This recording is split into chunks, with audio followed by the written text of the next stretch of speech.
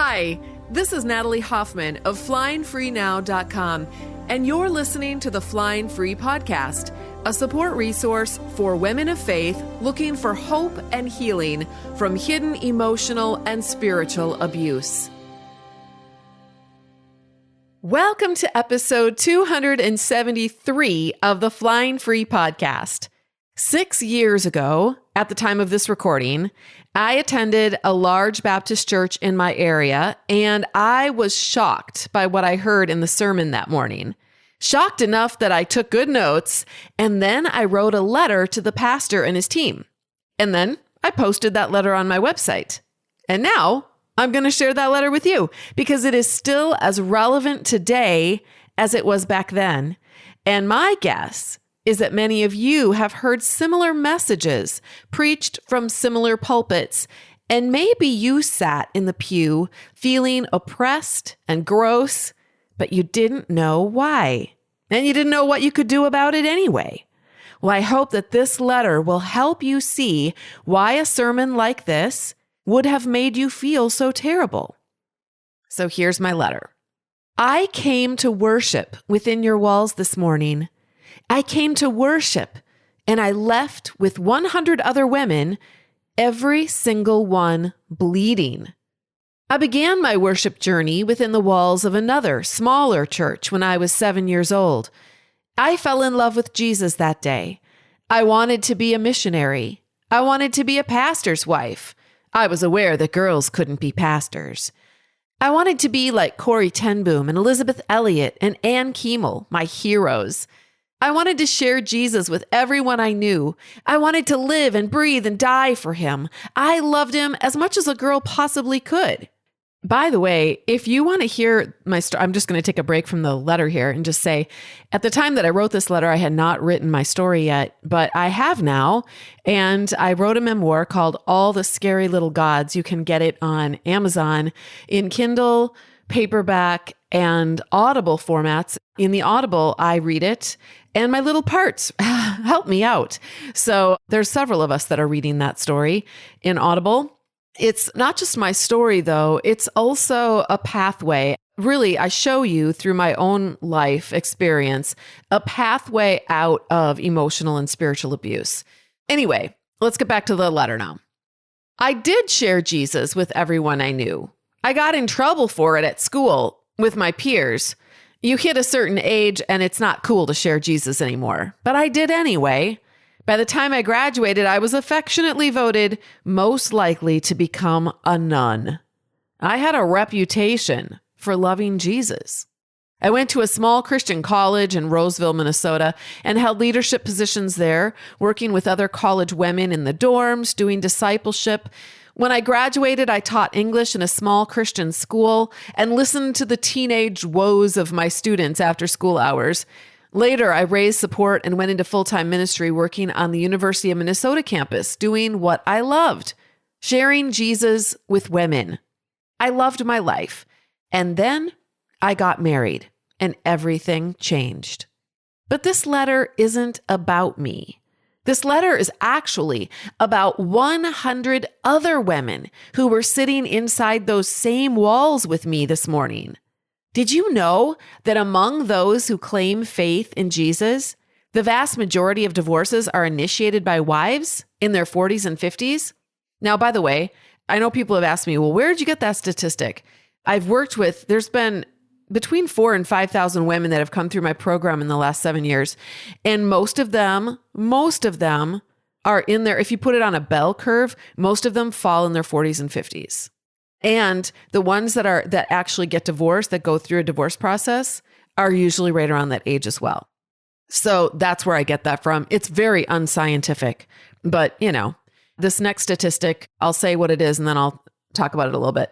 Did you know that the top 3 reasons these women give for initiating divorce are number 1, spousal adultery, number 2, spousal addiction, and number 3, spousal abuse? And did you know that of the men who initiate divorce in Christian marriages, the number 1 reason is infidelity, their own? Now, where did I get those from? I listened to a teaching many years ago, and I took copious notes on it. And I used to link to it, and then they took it down. So I can't even tell you where I got those from. But if you think about it, it kind of makes sense. And in my experience in talking with thousands of women and hearing their stories, and they're all Christian women that I work with, I would say that these statements line up exactly with what I've seen worked out in my own program. So back to the letter. Sorry, I keep interrupting myself. What does this communicate to you? I hope it raises your awareness of a massive epidemic in the church and how it destroys women and children. 1 out of 3 women sitting in your auditorium this morning are likely being emotionally, spiritually, and sometimes even physically abused by their intimate male partner or their Christian husband, and I put Christian in air quotes, when they go home. I'm just taking a wild guess, but let's say there were 300 women in there. That means that 100 of them are in one of the deepest, darkest, most hidden and prolonged sufferings of the human race. Many of these women have been enduring emotional and spiritual abuse for 2 to 3 decades, and they are wiped out physically, emotionally, and spiritually. Many of them are on prescription drugs for depression and anxiety. They've got hormone imbalances, and their immune systems are shot. Most of them suffer from complex post-traumatic stress disorder because long-term covert abuse does that to a person.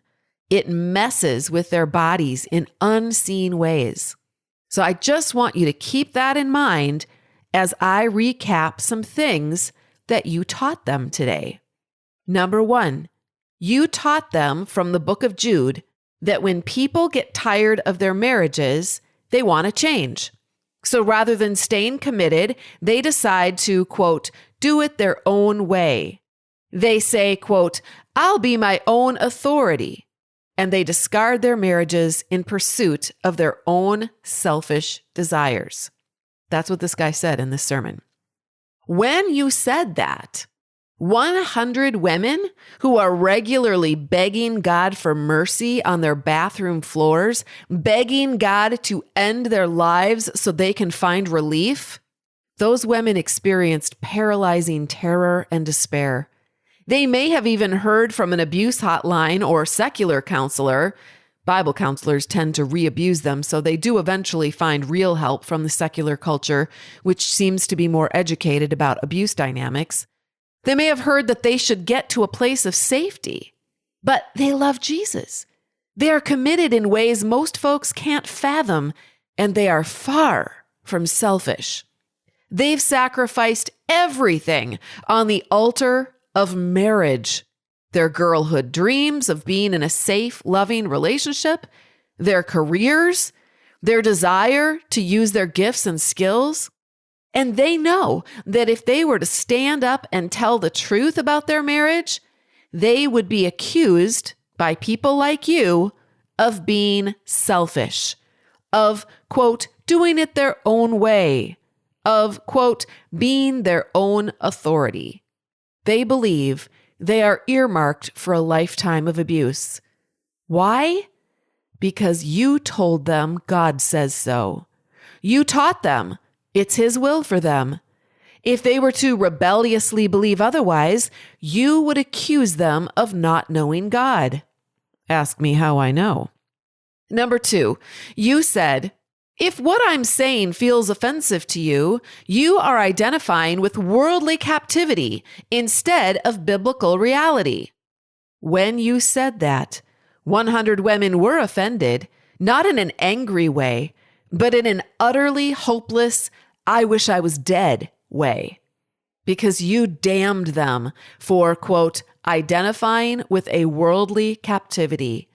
And you also damned them for being forced to be in a position to be damned. It is the quintessential catch-22 of abuse, and you played a huge part in that today. Number 3, you said there are consequences for this selfish autonomy, destruction. When you said that, if any of those 100 women had been considering getting to a safe place, they are now terrified to make any moves because what is unsafe now is at least familiar. But this nebulous destruction that you spoke of, that is an unknown terror they can only guess at and have nightmares over. Perhaps it will involve her children, and she can't let that happen. So even though the long-term consequences for children growing up in abusive homes are devastating, and statistically they do much better when mom is safe and emotionally well, the unknown destruction that you said would come upon them is not worth taking a chance on getting them to a place of truth and safety. You taught them that it is better to sit in church and smile, to keep pretending that all is well. You taught them that it's better to deny and enable than to risk losing everything. Besides, if they were to get out of their abusive relationship, they would have to initiate the end of a marriage. And then you would label them as a covenant breaker, a marriage destroyer. They don't realize yet. And you've never told them that it's actually their abuser who broke covenant with them, that it's actually their abuser who has destroyed the marriage. But more importantly to Jesus, their abuser has destroyed the human lives within that marriage, including his own. If they were to initiate the end of their abusive marriage, you would force them to pay a heavy price.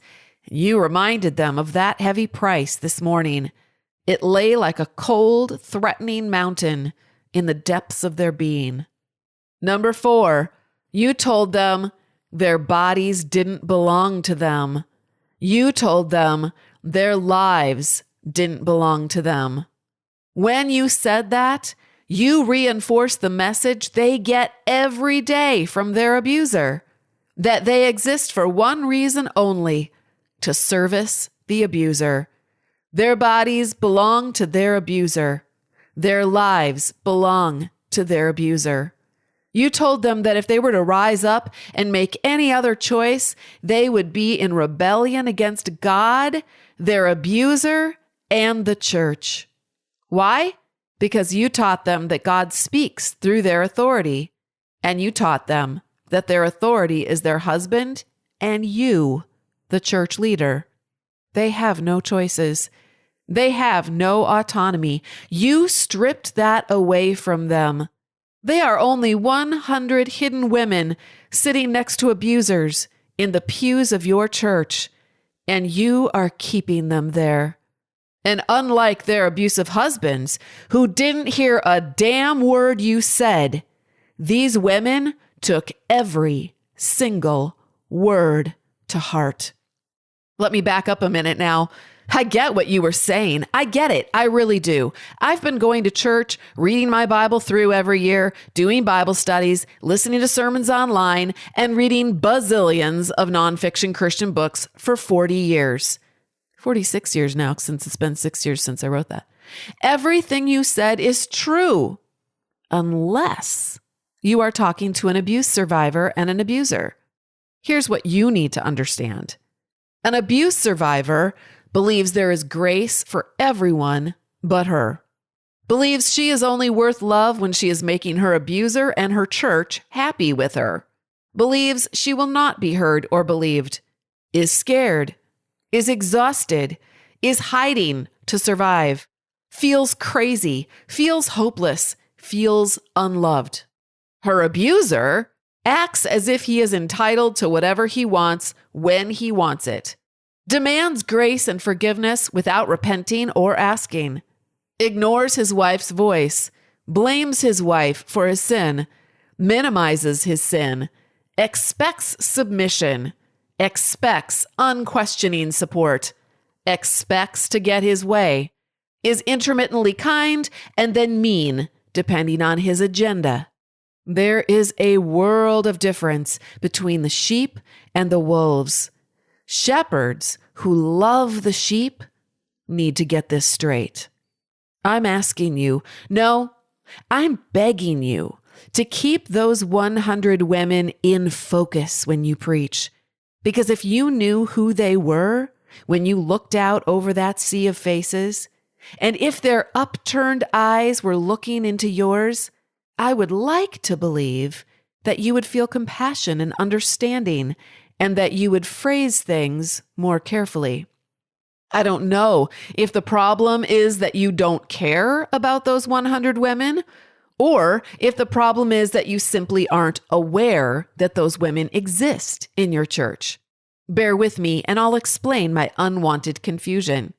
You see, I was excommunicated from a church that, for many years, I assumed just wasn't aware of me and others like me. I assumed it must be a lack of awareness because I absolutely could not fathom anyone so flippantly not caring. It was so foreign to my thinking and so unlike the Jesus I knew. But now I know they really and truly didn't care. And it was more than just a lazy apathy. It was a deeply rooted misogyny that was so thick I could feel it. But you know what? I don't know anyone in this new church of yours that I've been going to for a couple of years now. I've kept my head down. I've desperately wanted to go back to my innocent belief that church folks are good folks who care. Assuming you do care, and this really was just a matter of your being unaware, I have some ideas for how you can preach and teach while keeping a large, wounded segment of your church body in mind. Is this content resonating with you? I've written a book for women of faith in destructive relationships called Is It Me? Making Sense of Your Confusing Marriage, a Christian woman's guide to hidden emotional and spiritual abuse. You can read reviews and find out more about my book on Amazon.com. It comes in paperback, Kindle, and Audible formats. I've also created a companion workbook for Is It Me, also available on Amazon. This workbook is like 11 power-packed therapy sessions to help you process through the important material you'll be learning from my book. These books are recommended by counselors and therapists all over the United States. I've also got a website specifically focused on helping women of faith find hope and healing. It's called flyingfreenow.com, and I'd love to give you the first chapter of my book and the first chapter of the companion workbook for free when you hop on my mailing list at the top of my website. Those two resources are going to help you figure out if your relationship is normal or destructive. Now, let's get back to our episode. Number 1, instead of saying, your body doesn't belong to you, your life doesn't belong to you, how about saying this? Your body and your life belong to Jesus, your ultimate authority. As long as you are connected to the vine and seeing truth and living out the law of love, which trumps the law, according to the Gospel of John, you are doing well. Sometimes following Jesus' authority means disobeying worldly authority, which can also be found in a church and home setting. An example of this would be a woman being emotionally and spiritually abused in her home. Her body belongs to Jesus, not her abuser. And by the way, not only does your life and your body belong to Jesus, but your spouse's life and body belong to Jesus as well.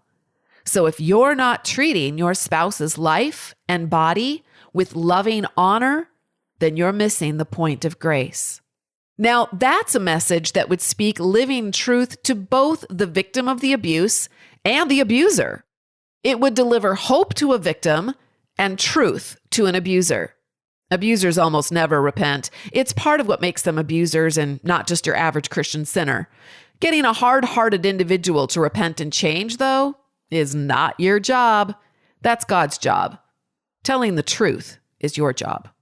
A victim needs to know that while her life and body belongs to Jesus, her Creator has given only one human being full 100% stewardship over that life and body. You know who that is? That is herself. This is not selfish autonomy. This is common sense responsibility and personal accountability, and it saves lives. Number 2, instead of saying, if you make a decision autonomously, you are rebellious and will reap the consequences, which will be destruction. How about saying this? We need to make decisions before God. Sometimes other people won't like our decisions, but we need to obey God rather than men. When we make a decision with God's guidance, we can rest assured that He will bring good from that decision. Maybe not right away, but down the road, because He's always working things for our good when we obey Him. By the way, I want to break in here and just say, I wrote this 6 years ago, and I might phrase this a little bit differently now, because sometimes we can obey God. And I actually talk about this in my new book, All the Scary Little Gods. Sometimes we can obey God in the ways that we think that we're called to do that. Maybe it's like in my case, I really believe at one point that God wanted me to file for divorce. I still believe that He did.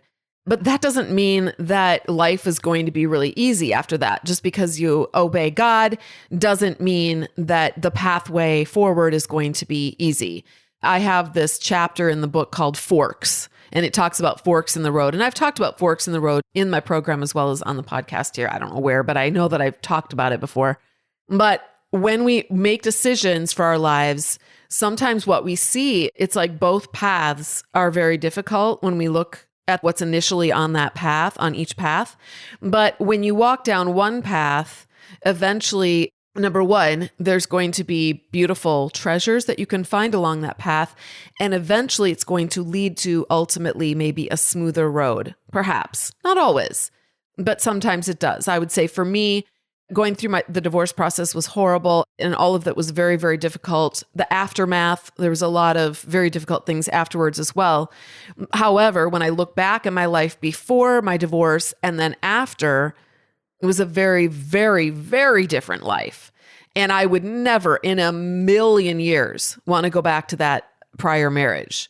The opportunities that I've had since I've gotten out, it exponentially increased those opportunities and opened up my world. Whereas if I had chosen the other path, it would have felt more comfortable to me since it was very, very familiar to my body and my psyche. That path also looked like the right path because everyone was screaming at me that that was the right path.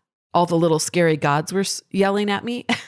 And so I felt like I had to actually tolerate their disapproval and take the path that looked harder at first in order to get to a place where God could actually bring a lot of good out of it. Now, let's say that I had chosen the other path and I had chosen to stay married. Would God work things together for good along that path? Well, the God that I believe in, who is a God of love and who is always with me no matter which path I choose, yes, I believe God would have brought good out of that as well. However, I don't know what that would be. And when I think about the quality of that good and how it would reverberate into the future, I don't think it would have been even remotely what I've been able to see in my life on the path that I did choose. And one thing that I always teach people too is no matter which path you take, you can always pivot. If you're on a path and you start feeling in your body and in your brain that this path is not safe and that there's something wrong with it, you can always change your mind and pivot and go down into a new direction. Always. It's never, ever too late. And you're never too old to make that choice. So anyway, I just want to clarify that because I'm not the kind of Christian who believes, well, if you obey God, then everything is going to go great and God works all things together for good to those who love God and who are called according to His purpose. Yes, the Bible does say that, but does it mean, is the interpretation of that your life is problem-free? Nobody will ever die? You'll never get sick? You'll have lots of money? You'll drive a nice car? And A, B, C, D, and all the way down the road of all the things that you think make a great life? No, that it doesn't mean that at all. So I just wanted to clarify that. I could do a whole podcast just on that, but we need to move on and finish this letter because it's a long one. All right. Now that's a message that communicates freedom to a victim, freedom to look to God as her authority, not fraudulent authority. It also communicates to an abuser that he is not God and his wife gets to look to God for direction and help. She is not to be controlled by the selfish whims of a man. Number 3, instead of saying, if you're offended by my message, you are operating from a worldly perspective, excuse me, I have to break in here one more time and just go, that blows me away that a guy could stand up in front of people and go, yeah, and if anyone's offended by what I'm saying, then that means that you are operating from a worldly perspective. Who in the hell does he think he is? I'll tell you what happened to this guy later, because 6 years, a lot of things can happen in 6 years, and they have, but we'll get to that in a minute. So instead of saying that, how about saying this? This message isn't meant to offend the sensibilities of those who are hurting here today. There may be folks here who are fresh out of battle and bleeding out. And this message isn't meant to shoot another bullet through your chest. But if you are confident that you have the right to do whatever you want, whenever you want, with no accountability whatsoever, then this message may offend you. It should offend you. Now, that's a message that communicates love to a victim, love that says, we are here to bind up your wounds, not carve out more bloody places in your heart for us to suck. It also sends a message to abusers. It lets them know that you actively care about victims, that you don't pussyfoot around covert abusers hoping to keep their tithe. You hold them accountable, even if it means they leave your church. Number 4, instead of saying, when people get tired of their marriages, they want to change and they rebelliously discard their vows and find a new partner. How about saying this? There may be people in this room who feel tired of their marriage and want to change. They may be having an affair. They may be considering discarding their spouse by filing for divorce. Or, even more common, they may discard their spouse every day in the way they emotionally or spiritually or physically treat them. To be clear, I am not referring to those who are forced, through no desire of their own, to initiate a divorce to end an abusive marriage.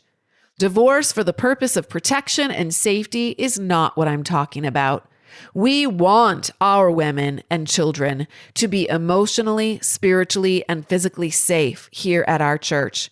Always remember, there are more ways than one to discard your spouse, and abuse is far more common than divorce. Now, that is a message that communicates hope to a victim. Hope that says she is safe to tell the truth in your church without being accused of gossiping and slandering her husband. Hope that says you will support her if she decides it is in her best interest to make legal what has already been destroyed. It also communicates to those 100 abusers that you have zero tolerance for their behaviors. You will not harbor them, enable them, and encourage them. They will repent and turn toward the living God for mercy, or they will reap the consequences of their behavior, losing their family. Why am I so passionate about this? Because I spent 25 years begging for help from the 2 churches we were members of, and nobody heard or helped me. In the end, I was forced to initiate a divorce on my own with very little support from anyone at my church. Going through a lengthy separation and lengthy divorce was by far the most hellish experience of my life. My church not only refused to comfort and support me through it, they excommunicated me for it. The destruction you speak of came from one place only, the church. Praise God, He is not a destroyer of women. I am now in a healthy marriage relationship, and I sat in the front row this morning with a man who loves and respects me. That is part of His redemption story for my life. I trusted Jesus when I was bullied for my faith as a child. I trusted Jesus when I was in my abusive marriage. I trusted Jesus when I was separated. I trusted Jesus when I divorced. I trusted Jesus when my church betrayed me. I trusted Jesus when I remarried. And I will trust Jesus as He gives me a platform to advocate for others. Jesus is the air I breathe, the food I eat, and the Savior I trust. But I will always hear certain types of sermons through the ears of an abuse survivor. I will always see those 100 women in the room. I'm asking for one simple thing. I'm asking you to see them too. That pastor responded to my email. He accused me of, quote, grossly slandering him. And then he said he wanted to get together with me to, quote, reconcile. Now, I didn't even know this guy, so there was no relationship there, so I'm not sure what he meant by reconcile, but I think he wanted to get together with me so that he could light into me. So I responded and I said this: let's pretend that you are a medical doctor who just gave a medical talk to a room full of people, some of whom have a medical condition that makes your advice dangerous to follow. Now let's pretend someone brings several nearly dead people to your office the next day, along with reports of an epidemic breaking out, an epidemic caused by some of the advice you gave in your talk. They beg you to look at the patient and consider the symptoms of hundreds of others in your city so that you will be able to help solve the problem. And here's how you responded. Now, what I'm going to say next is what he wrote. It's the words that he used, but I'm rephrasing it in terms of my analogy here. Before we can talk about these dying people, I want clarity over what I said in the talk and how it was represented. I believe strongly that your characterization of what I said is grossly out of context. If you truly respect me as a doctor, then I believe you owe me the opportunity to clarify what was said. And honestly, this should have been done before you went public and tried to help anyone. Is your goal to help a few people? My goal is reconciliation. It is clear you felt offended by my lecture, and it is clear that I feel I've been grossly slandered.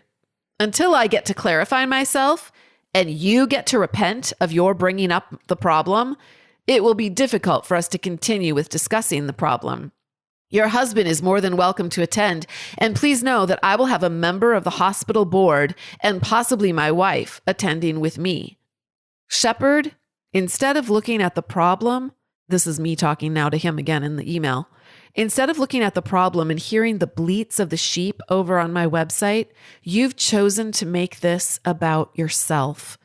This is not about reconciliation. Contrary to your assertion that I'm offended, I'm not, because you didn't sin against me in your sermon, nor did you sin against anyone in your congregation. I'm not going to reiterate here what I've already written about what you did do. Please refer to past emails as well as the article for that. You are saying I have grossly slandered you, but that's untrue. The definition of slander is the action or crime of making a false spoken statement damaging to a person's reputation. I've not mentioned you or your church publicly, and I haven't attacked you or your character. I have simply critiqued the words of a public sermon and tried to demonstrate how those words sound in the ears of an abuse survivor. I have brought a problem to your attention. It's tragic that you have not heard their voices. Tragic for them, tragic for the gospel, and tragic for you. I'm incredibly busy with my work, and I imagine you are as well. Our goals for a meeting aren't the same. Therefore, it would be a waste of our time. Well, he never responded to that email. And that told me that his sermon was not just due to ignorance. It was due to his already established misogynistic mindset. And sure enough, a couple of years later, he was asked to resign due to allegations of sexual misconduct earlier in his career. Preying on teenaged women is a blatant indicator of a misogynistic mindset.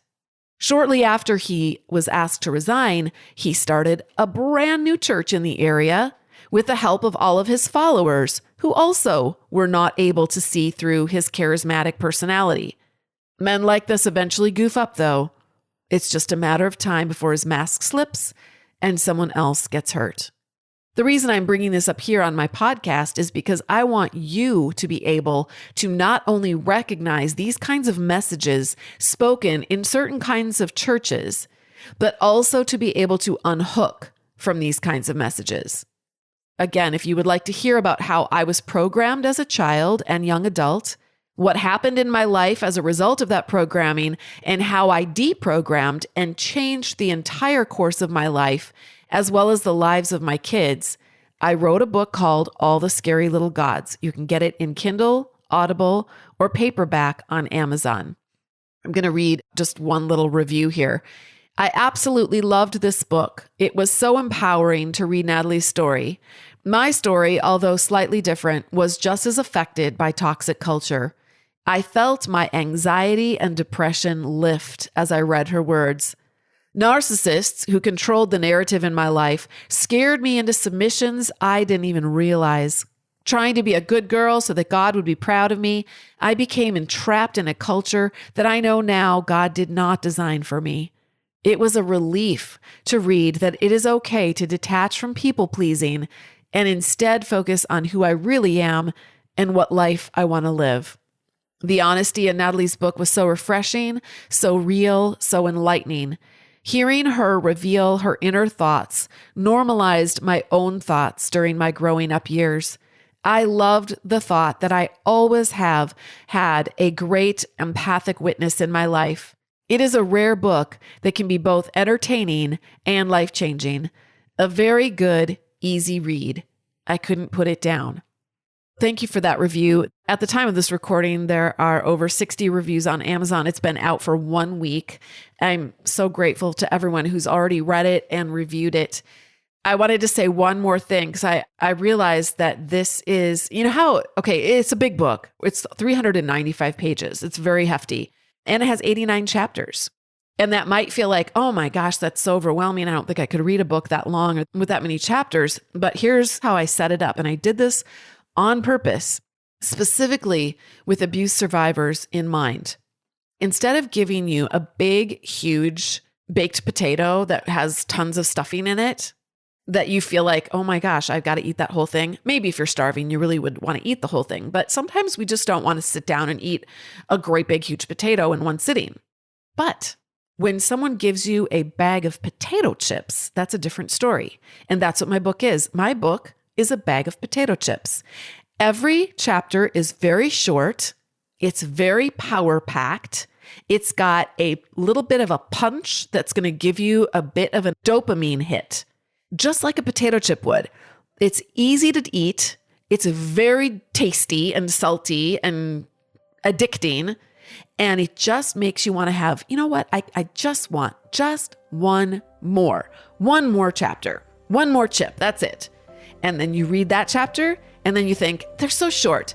Let me just have one more. I'm just going to read one more. They are entertaining. Some of them are pretty funny.